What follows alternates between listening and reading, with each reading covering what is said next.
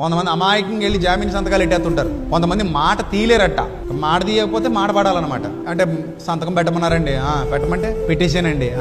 ఇప్పుడు అప్పులో ఎవరింటికి వచ్చారండి? మా ఇంటికి వచ్చారండి. నీకు లేని తలపోటు నువ్వు తగిలించుకున్నావు. అది నీకు సంబంధం లేని విషయం. అది నువ్వు జామీన్ సంతకాలు ఎట్టి నువ్వెందుకు భారం పడించాలి? నీకేంటి సంబంధం? అంతకే కష్టం వచ్చింది అన్నాడు అనుకో, 500 1000 చేతులు పెట్టేసి బాబయ్య నన్ను ఇబ్బంది పెట్టుకో, ఇది నాకు ఇవ్వక్కర్లేదని చెప్పేసి అక్కడితో చేతులుకుని వెళ్ళిపోతే మంచి పని. 1,00,000 రూపాయలకి జామీన్ సంతకం పెట్టి రోజు బాధలు పడే కంటే కూడా 1000 రూపాయలు చేతిలో పెట్టి టాటా గుడ్ బై చెప్పేసి వెళ్ళిపోవడం చాలా ఉత్తమమైన పని. నీ కుటుంబం అడుక్కు తింటూ, నీ కుటుంబం ఇబ్బందులు పాలైపోతూ, నీ పిల్లలు ఇబ్బందుల పాలైపోతూ, అప్పులలో మీ ఇంటికి వచ్చి గొడవలు చేసే పరిస్థితి రాకుండా తప్పించుకుంటావు. నువ్వు వాళ్ళెవరికో మేలు చేద్దామని వెళ్ళి నువ్వులు, అదే ఆడెవరినో కాపాడడానికి వెళ్ళి నువ్వులు పోయినట్టు ఉంటుంది కదా.